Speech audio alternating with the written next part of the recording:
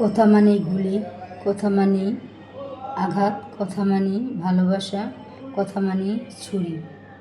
আসলে আমরা সমাজে মানুষের সাথে চলতে বসতে উঠতে ফিরতে মানুষের সাথে এমন একটা আমাদের আন্ডারস্ট্যান্ডিং হয় যে একটা সময় দেখা যায় কারোর সাথে ভালো সম্পর্ক, কারোর সাথে খারাপ সম্পর্ক, কারোর সাথে বন্ধুর মতো, এরকমই কারোর সাথে কম বা এর বেশি।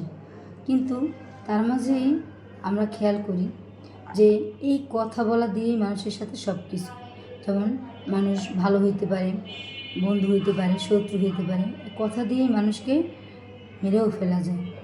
জীবিত মানুষটাও মরে যায় কারো কথায়। কারণ কথা এমন একটা জিনিস যে কথাটা আসলে সাপের বিষের মতো।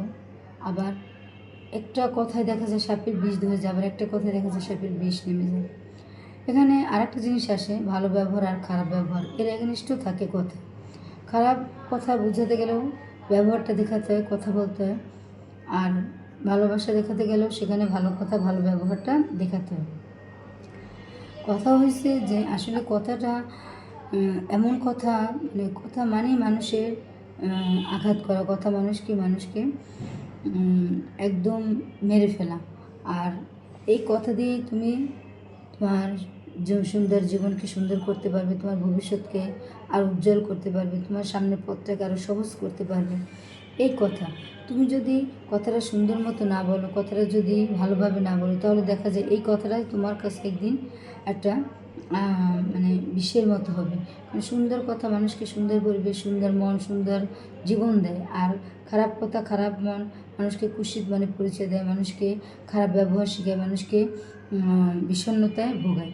তাই আমি বলবো আমাদের প্রতিটা মানুষের কথাই সুন্দর হওয়া উচিত, সুন্দর এবং সাবলীল, যে ভাষা দিয়ে আমরা সবাই সবার সাথে জীবনভর মিলেমিশে থাকতে পারি।